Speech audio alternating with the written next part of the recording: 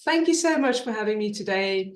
I was thinking long and hard about, what are we actually going to talk about?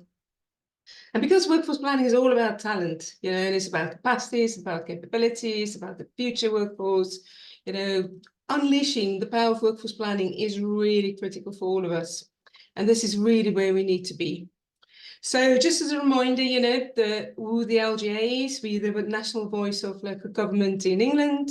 We work with councils to support, promote and improve local government. We're politically led, cross-party, work on behalf of councils. And if we think about what we want to talk about today, so I could talk all day long about workforce planning, but we don't have all of that time. So I was thinking, okay, so let's just have a quick look, sort of horizon scanning in terms of what are we up against. So sort of set the scene, the context of things, and then sort of go into the critical occupational skills shortage areas, and then think about workforce planning in terms of key strategies and tactics and what you can actually do about that. So what are we up against?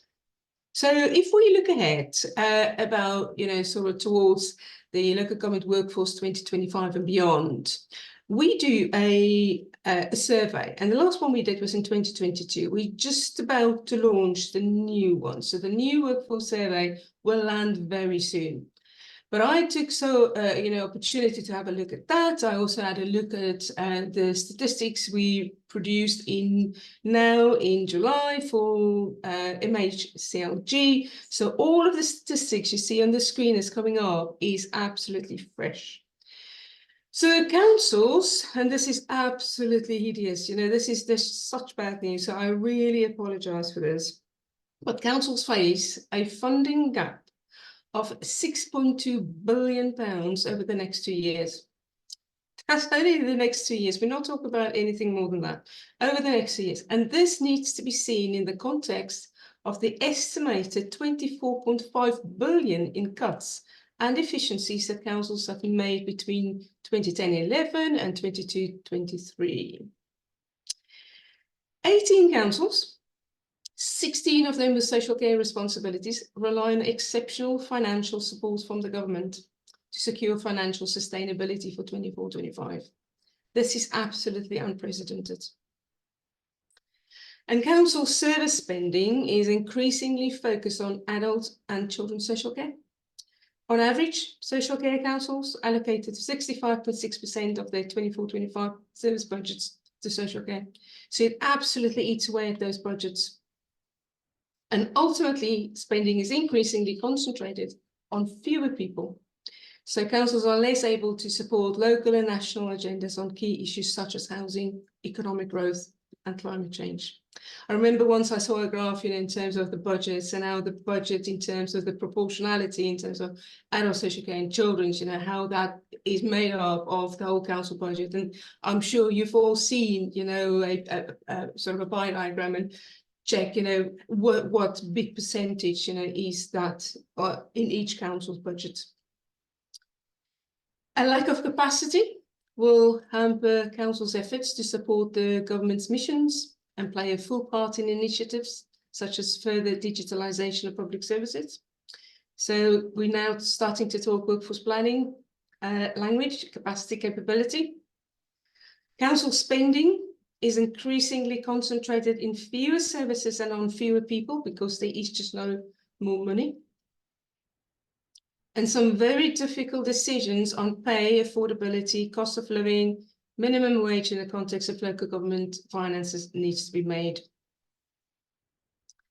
So if we do focus a little bit on sustainability and then specifically the workforce, one of the key challenges facing councils in maintaining service sustainability is that growing difficulties in relation to recruitment and retention. And this is just a non-brainer. We've all heard this morning about, recruitment and retention and how many people have mentioned that particular issue and what it looks like out there. So it's really, really stark. It is an absolute job seekers market at the moment. So when we go out and talk to councils, we say the emphasis at the moment needs to be on retention, because you know what you got, you don't know what you're going to get, and how long you're going to wait till you get what you've lost. So it is absolutely key that there's a lot of energy spent on employee engagement and on retaining your current staff, because these are the crucial times for us. There are enormous difficulties lying ahead for all of us. And it's not just a public sector, it is also private sector. We all struggle with huge and very large vacancies across all sectors, really. Persistent skill shortages exist. 9 out of 10 councils reporting acute difficulties in filling vacancies, where professionally qualified status is essential. And then there's an acute situation in legal services, finance, adult social care, IT, building control, and environmental health. So these particular areas is absolutely acute at the moment. So thinking to, sort of hop back to the previous workforce survey, which we did in 2022. So we did the survey sort of towards the end of 22, and then the results came out later. But this revealed that more than half of county, district, and single-tier authorities are experiencing difficulties recruiting planning officers. And in 2023, last year, we launched Pathways to Planning graduate recruitment program in response to this challenge. And in less than a year, this is a huge response to this, in less than a year, Pathways to Planning registered interest from over 30% of the local planning authorities in England and received more than 2,200 applications from graduates.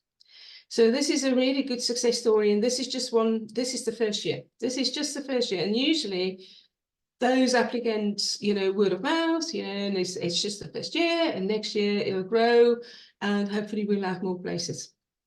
But this is something to keep an eye on. Now, if we talk about national living wage and what the impact of that is on the workforce itself and on councils' budgets, there are multiple factors underlying the sector's workforce issues. But the recent government policy on the national living wage has certainly added further challenges. And over the last few years, significant increases to the national living wage have meant that pay awards to 1.4 million people covered by the collective bargaining have been heavily weighted towards the lower end of the pay band. That leaves the pay rates of middle-earning professionals in the sector out of touch with comparable employers, not just in the private sector, but also in the other parts of the public sector too. And this increases the difficulties in recruitment and retention, reported by 94% of the councils.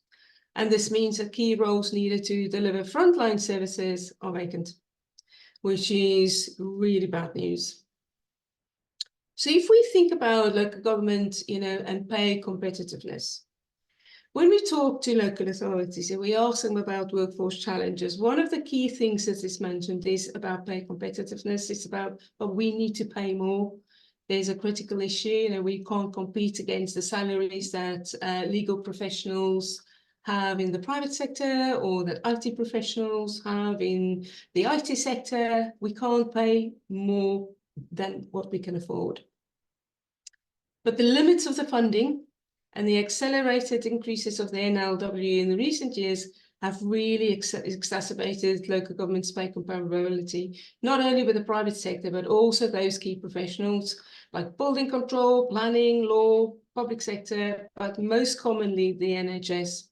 We all know that the NHS pay more for social workers than us, and that's a real key issue at the moment. So it's things that we have highlighted to government in a recent document, because if social care sits a bit in the NHS and it sits in local government and the NHS pay more, that means the NHS is going to attract more people to those professions.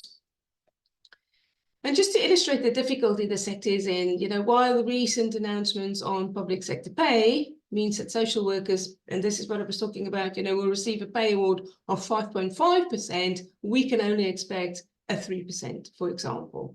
And this is because a full and final offer is made by national employers, which is at the limit of affordability for employers. So this all plays into, workforce planning. And this is about, how can we attract people to come and work for us? Because ultimately everybody expects a pay. Everybody wants to, live and have happy families, and pay is important. Absolutely. So we need to find ways to encourage people into the sector. I just want to highlight apprenticeships as well, because apprenticeships is really key in workforce planning. And councils have paid almost £1 billion into the apprenticeship levy since 2017, but have only been able to spend around 485 million. That's less than 0.5% due to the restrictive rules around its usage. And to date, almost 200 million has been returned to HMRC, meaning that while council funding is stretched to a breaking point, the sectors are losing money that would be able, that it would like to be able to use to do other things, to open other routes. And we heard this morning, in terms of, career pathways and skills pathways, is there another way of actually using some of this money? So again, that went into a document that we submitted to government, because it's really crucial that, that we need to bring together those two key objectives of improving local government workforce capacity, but whilst at the same time, we need to improve skills and opportunities in local communities. I just want to take this up a notch. And I don't know how many of you have heard of the OECD, but the Organization for Economic Cooperation and Development had a skills summit in February in Belgium. And why this is important is because they do a lot of policy stuff. And the UK is part of the OECD. So I usually keep my eye on their policy documents and see what's going on up there, because some of that stuff will filter down to us. So I just thought, let's just take this up a notch and see where we are at. And the thing is, we need to keep up with the skills race. There are mega trends such as digital transformation, artificial intelligence, the green transition, population aging, and that globalization absolutely reshaping societies and economies. And lifelong learning will be absolutely essential for people to keep pace with the changing skill requirements of jobs. And for individuals, high skill levels are positively associated with greater chances of employment, higher wages, high levels of trust, more active participation in the democratic process and community life, and better health. So at the Skills Summit, they discussed 3 particular themes. The first theme was about establishing a vision of future skills needs. The second theme was creating learning and career pathways that lead to new opportunities. Reflecting back on what I just said in terms of apprenticeships. And then in terms of theme 3, enabling everyone to develop the skills for new opportunities. So I just want to sort of stop a bit at theme 1, establishing a vision of future skill needs. And what they did is, this is about the skills needed for success in work and life, which is rapidly changing, and the high demand for AI skills, which has increased by 33% in the last 3 years alone, and the growth of green jobs that also require new green skills, and that is outpacing the growth of other jobs. Now, under theme 1, they've got strands, and this is one of the strands, establishing a strategic workforce vision for the future. And what they said was that it is important to develop a strategic vision for the future that can really be formalized, in strategies, visions, action plans, with skills at the center of policy agenda.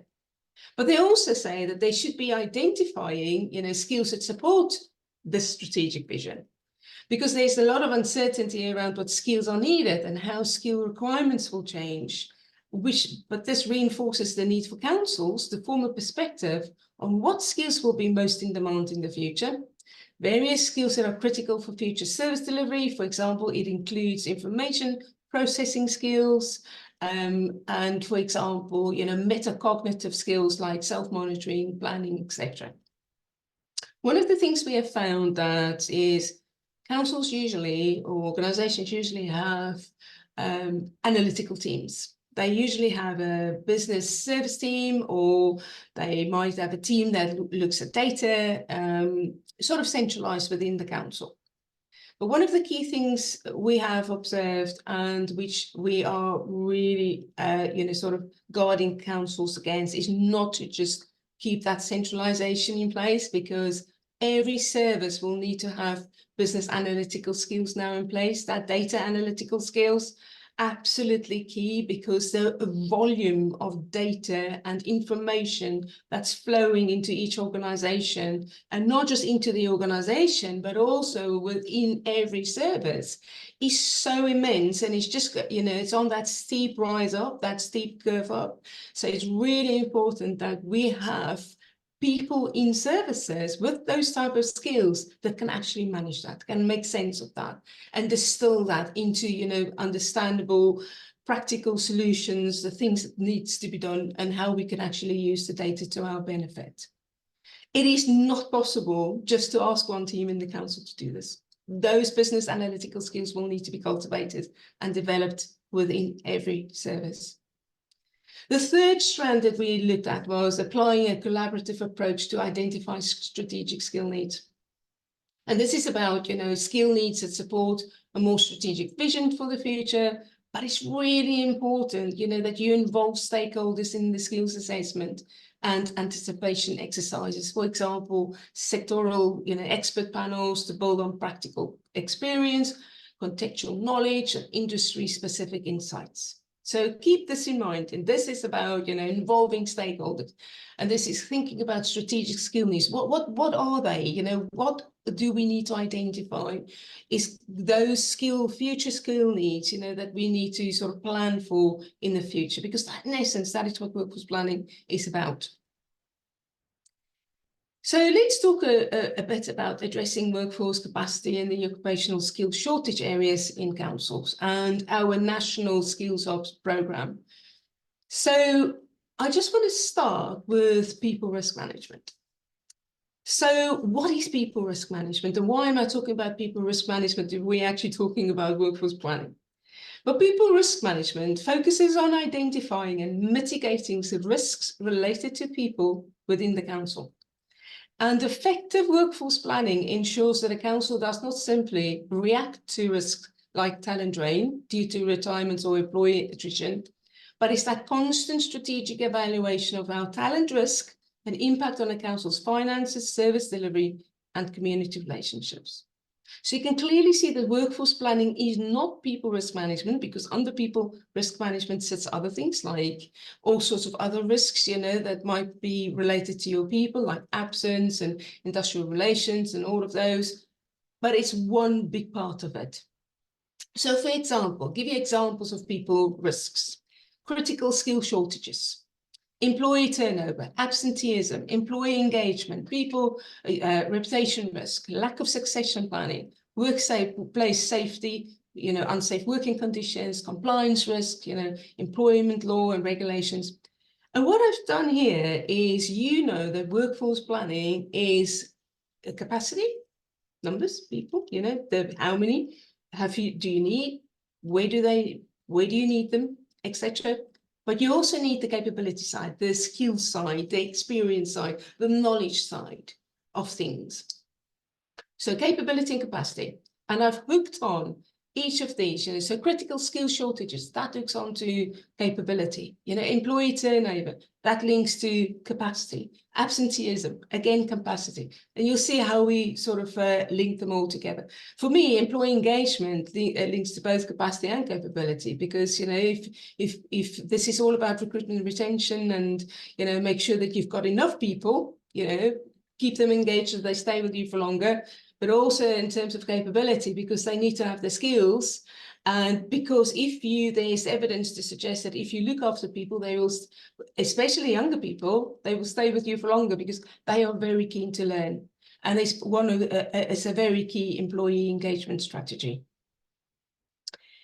So what is workforce planning? This is very much, in terms of a route map. This is about getting you from point A to point B. And if you think about a journey, if you are in your car and you're going to drive from, let's say, Birmingham to London, you're going to say, okay, so this is my starting point. This is where I am. So your GPS is going to find that starting point. Where are you right now? But you're also going to type in the end destination. You're going to say, but I want to be at London Councils in London. This is the address. And you're going to put that in, and voila, your GPS is going to kick out a route. But it's also going to give you options, route options. So maybe give you the most direct route, might give you another route that might be the scenic route, and might give you another route that might be the more greener route because less hills and so on. Ultimately, as you go along on your route and there's a traffic jam, hopefully your GPS is intelligent enough to actually divert you away from that particular traffic jam. And that is exactly what workforce planning is. It is about finding that where you're right now, where do you need to be, and your journey map. And along the way, you need to change tack. Along the way, you need to change your direction. So you get various types of workforce planning. For example, resource planning, which is always for the current financial cycle. You get operational workforce planning. That's usually for your next financial year. But then you get that important strategic workforce planning. And this is the one that we really advocate. We want managers and leaders. We just listen to, how few times leaders actually can lead. They need to be less managing, but they need to be leaders beyond, and they need to plan beyond the next financial year and span multiple years. So we need to find that space, that thinking time, to actually do that strategic workforce planning for our councils and our organizations. So if I could sort of hook particular characteristics onto workforce planning, these for me are the 5 key ones. It's always future focused. We look towards the future. So it is about the 2028 workforce, for example.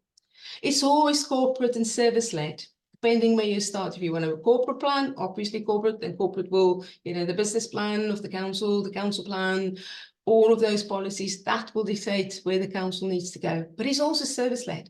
So for example, if this is going to be a bottom-up approach, so if each service is going to do workforce planning, that will ultimately feed into the organization-wide approach, that is where you're going to find your information from.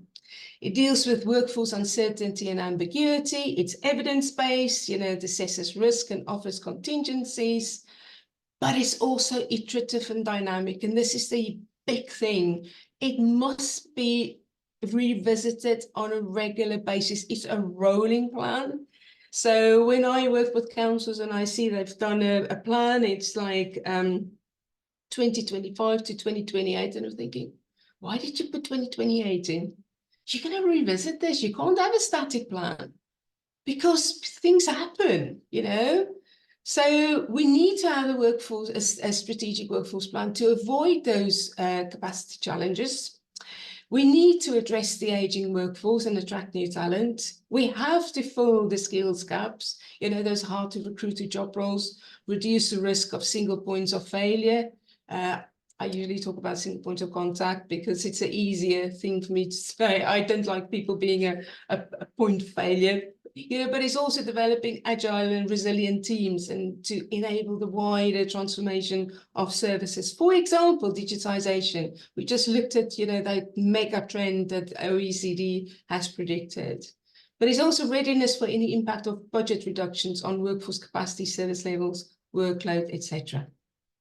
So many, many reasons why you need to have a strategic workforce plan. Now, my previous main heading slide sort of alluded to the Skills Hub program, and I just want to sort of share with you some of the things we're doing right now. And this was a really good slide, that I found, and I just want to give credit to this because, alone we can do so little, but together we can do so much. So it is about sharing. It's about identifying the stakeholders, and that you are the stakeholders, the councils, the organizations we work with on a daily basis. And this is going back to that third strand within the OECD theme 1, you know, saying that if we want to develop a strategic vision, if we want to identify the workforce challenges, if we want to address the occupational critical skill shortages, let's work together. You know, let's work together and find those solutions. So we started the Skills Hubs program last year, which was funded by, or is funded by MHCLG as part of the LGA's improvement support. And just to give you a bit of background, so the purpose of that 6-month program, because we only did 6 months of it last year, was really to help councils to reduce skill shortages. And the Skills Hubs were launched in August 2023, with the program starting late September last year. And for phase 1, we focus on 5 occupational shortage areas to enable participating councils to learn from each other. As I said, you know, collaborative working, shared practice, on workforce planning, and also on a heavy focus on apprenticeship solutions. We had about 62 councils applied to join one or more of these skills hubs, and they were divided into the skills hubs based on their preferences. And each skill hub last year had a lead council, which was provided with some funding to help facilitate the outputs for each hub. And then they followed a roadmap. We provided them with a roadmap to say, these are the things you need to achieve and, you know, work towards. And that was the base for our continued work now in phase 2. So what did we find last year? So these were the 5 hubs. We had civil engineering, we had digital and technology, we had environmental health, we had finance and accounting, and we had legal. And you recognize them already from those critical shortage areas that I previously mentioned. So you'll see that there's some colored boxes here. So all the blues, recruitment, not able to attract suitable candidates, reported everywhere. The orange ones, recruitment, lack of suitably qualified and experienced people, recruited across all 5 hubs. And then we had retention, retain and progress existing talent. That was particularly reported by civil engineering and digital and technology. And we had environmental health and finance and accounting, which reported, you know, in terms of recruitment and aging workforce that they need to succession plan. And then there's one legal, you know, they said, well, there was a heavy reliance on agency staff, and that was about recruitment. So these were some of the key workforce challenges that we found through phase 1. Let's dive a bit deeper into one of these hubs. I just want to share with you some of the outcomes that we have already found. So the legal hub, for example, they sort of worked together, they pinpointed some of their job role skill shortages. These are all the job roles that they've had a look at. And then there was reasons why, you know, there was particular issues. And some of these reasons are absolutely clear-cut, you know, competition from the local markets, competition from the private sector, competition from the market, you know, lack of candidates in the sector, limited ability to progress, pay, work-life balance, workloads, etc. All of those things were cited as, you know, particular reasons why it was an issue. But we can't stop here. So we've done quite a bit of legwork already in phase 1. Why we can't stop? So we're continuing with the development in 2024-25. And what we're doing now is absolutely key, because we are very ambitious. We want to design and deliver draft workforce strategies and action plans for all of these critical occupational shortage areas. And not just that, we are also going to add 3 more, you know, 3 additional ones to the existing 5 to make it a total of 8. So you'll see legal, environmental health, digital ICT, finance and accounting, civil engineering. Then the new ones are building control, town planning, and economic development. We're already on the path. We've had a first workshop with all of the hubs. We looked at vision development, we looked at the SWOT, and, you know, we worked across stakeholder mapping.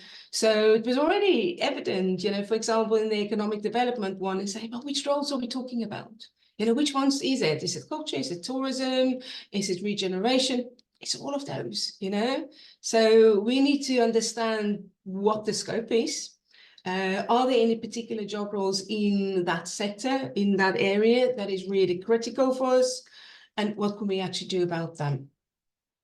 So the aims of the skills hubs very much to produce draft workforce strategies and accompanying action plans by 31st of March. And this is really following the methodology, the recognized methodology. Where are you now? Where do you need to be? What are your gaps? How are you going to address those gaps? And then design and develop those draft strategies that we can take back to the local government sector and say, this is what we've designed.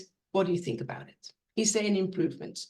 Can we start talking to major stakeholders and say, this is what we need to do? We need more training providers. We need new apprenticeships. What do we need? You know, is there anything missing? So there's the context for the profession. You know, we look at the workforce composition, the numbers, and this is where the data comes in. We look at workforce needs, you know, in terms of leadership, recruitment, retention, development needs, culture change that's needed. And then solutions to address these needs. And we very much want to do local, regional, and national needs, but then there need to be recommendations for actions as well. So let's look at workforce planning particularly and what you can do, how you can kickstart your journey in terms of with tools and some tactics as well.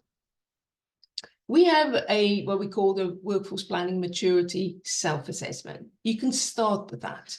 Why is it important? Why is it helpful? This is a tool to help you identify where you are at with your approach to workforce planning. There's 7 sections you can complete. Roundtable discussion, because we want to eliminate any biases. But this self-assessment is a snapshot in time. Just keep that in mind. It's a journey map. It shows what good look like by level. And it's also a very useful discussion tool. And this will inform your development phase. So you can always reflect back and say, but actually, this is how we've been on the 25th of September 2024. If we complete it again in 12 months' time, how did we move on? It also shows you what good looks like in terms of the next one. So it looks basically like this. You know, we've lifted data out because data is so really important. And then we've gone into the processes. You know, what is the demand? What is the supply? What's the gap assessment? Now that you've got the gap assessment, you need to develop a strategy. How good are you with strategy development? How good are you with implementing that strategy and executing it? And then governance, you know, how good are you with governance? But ultimately, every strategy is only as good as the governance that sits behind it. Is there somebody that holds it accountable? Who's going to do the things? You know, it's the one thing designing a strategy, but you also need to have the action plan, and the action plan needs to have somebody to look after it. So you'll see that there's levels across. So level 1, sort of 0 is no planning, but then we've got ad hoc planning, then we've got service planning, organization-wide planning. And again, as I say, it's a really useful tool, but it must be a roundtable discussion. As I say, one person can't just sit and complete this. The other tool that we've got is, you know, who needs to workforce plan. Really good, simple guide for workforce planning. It's got the roles and the responsibilities of people who need to be involved in the process. For example, finance needs to be involved from the start. You need senior leadership involved straight from the start. You need your heads of service. You need HR, who are enablers. They're not the owners of workforce planning. It's the services and the managers who are the recruiting managers. They need to take charge of workforce planning. So this is a really good guide actually to use for, you know, continuing discussions. If you are going to look at your environments, which is one of your first steps, you need to look at your internal, external environments. And some of the tools that you could use, you can use a SWOT, you know, your strengths, weaknesses, opportunities, and threats.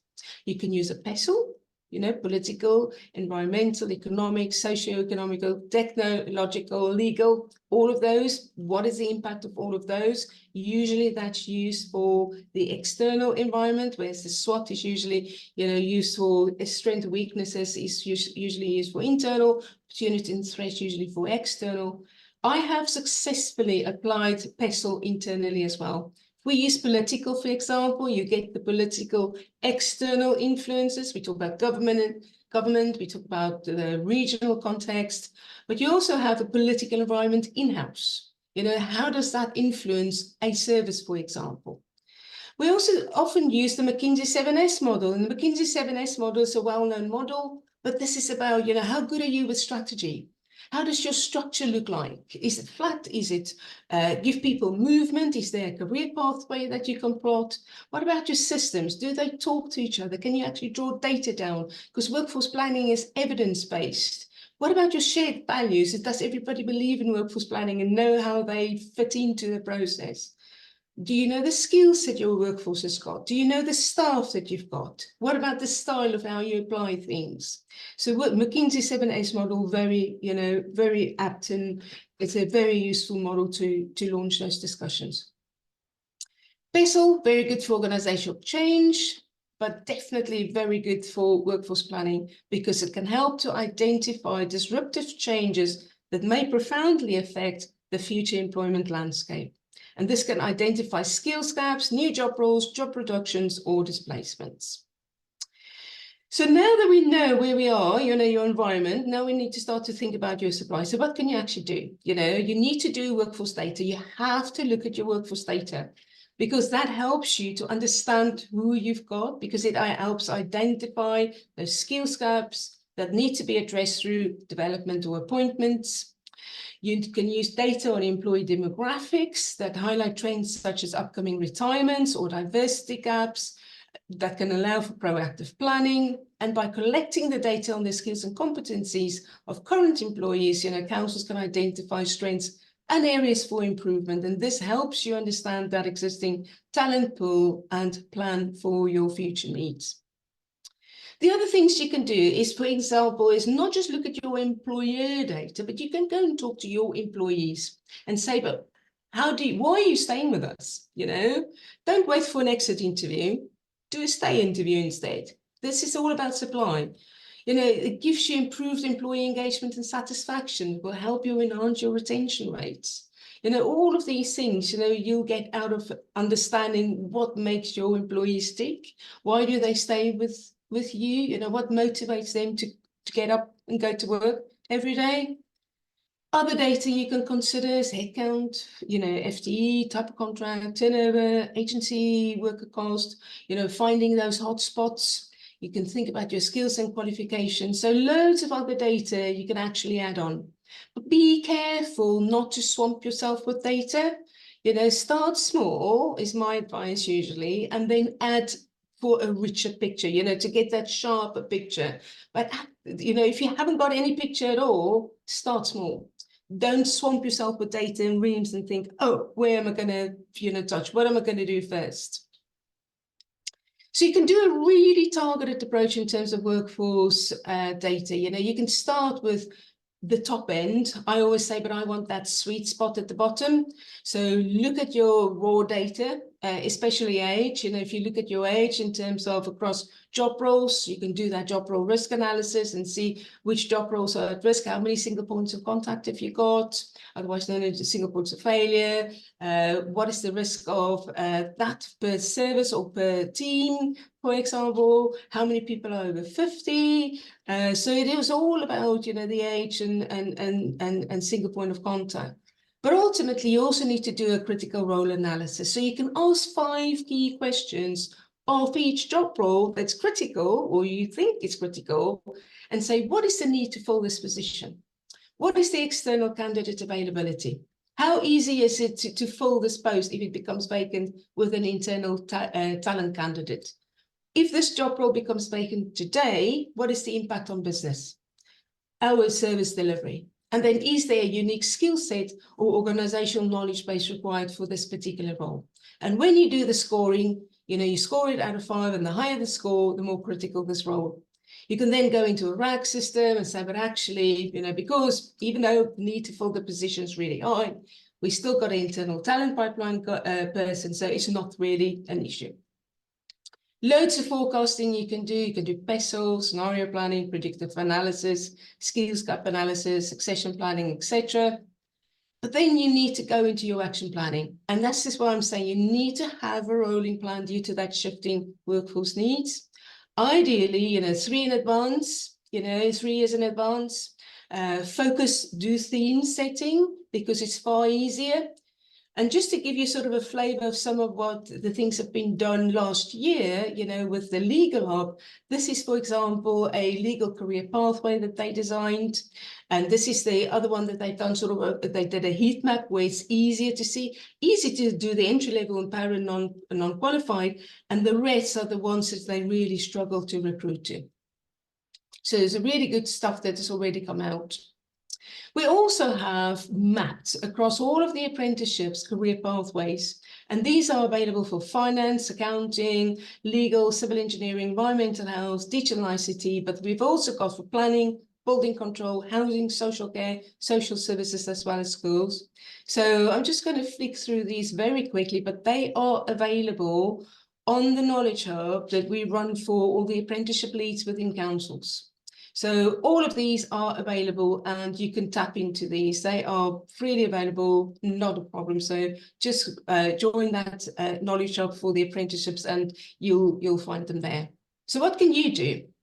The LJ runs, you know, support for awareness. And this is really, you know, HR needs to know why, how to be a really good enabler. So we've got a session planned, you know, for them.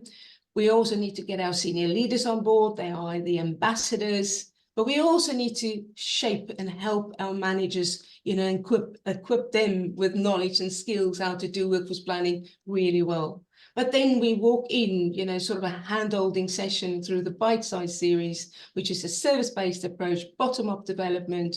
And we've got some case studies there, you know, 6 English Council teams have done it. We've already got a further 10 sort of lined up. We've done it with Staffordshire Highways. We've done it with Ashfield District Council, all 4 directorates, which they found really useful. And then this morning, actually, I know there's some people on the call at the moment who was in my workforce planning network this morning. We heard, for example, from Warwickshire County Council, how they embedded workforce planning into strategic service planning. We've been running since 2020, 300 plus members. If you want to join the National Local Government Workforce Planning Network, safe space for local government only, but don't have anybody else in there.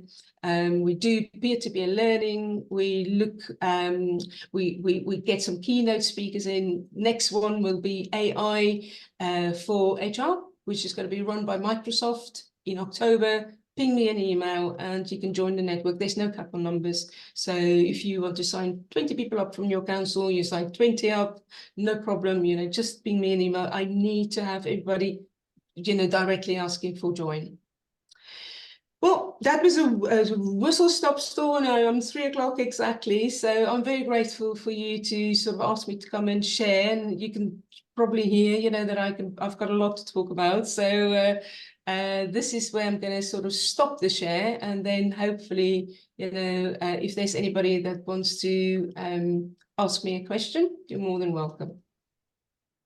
Well, excellent. Thank you for that. And it certainly was a whistle-stop tour. Right enough. I'd say you could speak for days, I'm sure, on workforce planning and how we can deliver it. We've probably got time maybe for one question only, because again we've got our next session is teed up to kick off at 3 o'clock, and we're just going to head over that. Any question that we've got? That question says, can you pop your contact details in the chat, please? Didn't manage to get them down while your slide was up. Thanks. So if you could do that, Welna, that'd be really helpful. I'll do that. Anybody else wants to make any contact? I've got one quick question. It's a quick question. It's probably not a quick answer, I'm afraid. In terms of the struggle that I've certainly had in the past and probably currently with workforce planning is, yes, we use the term HR as an enabler, but the line always look to us to lead. And again, I say, how do we get the line to engage, number one, and also to lead workforce planning? Is there anybody, I suppose that's a huge question. Is there anybody doing it nationally well? Because it's always great to see what others have done. Let's win, you know, let's move forward with their success, as opposed to us all having to fight the same issues and the same concerns over and over again. So I'll shut up now, Whitwell, and let you answer that question if you can. There's loads of councils that's doing it well, to be honest. I've got examples in Wales, I've got examples in England. It's, where senior leaders, chief executives and directors have really got it, it's been done really well because they've really got to grips with the effectiveness that workforce planning can help them with in terms of, their budget setting, with productivity and all of those things. So, where it's being led by the top, it has been taken off the shoulders by, of the HR shoulders, and they've become really enablers because the strategic team actually leads strategic workforce planning. So if you start at the top, and you get them on your side, it's going to work. Excellent, excellent. Are there any case studies that LGA have produced or that we can tap into? I'm just thinking that this is something that we need to continue the conversation with you on and LGA on, as opposed to just a one-off virtual conference session. Because again, for me, this is on an ongoing priority. Always has been, but again, it's never been delivered always that well. So again, we need to support that success and move it forward even further across nationally. Yeah, we've got loads. We've got loads of Lovely. case studies. So as I said, this morning we hosted Warwickshire County Council, brilliant council. They've Excellent. done really, really good stuff, and they've shared with us what they've done so far. Oh, fantastic. That's great. Thank you for that. And thank you for the session. It was really informative and enlightening. So I appreciate your time. I'm going to hand over now.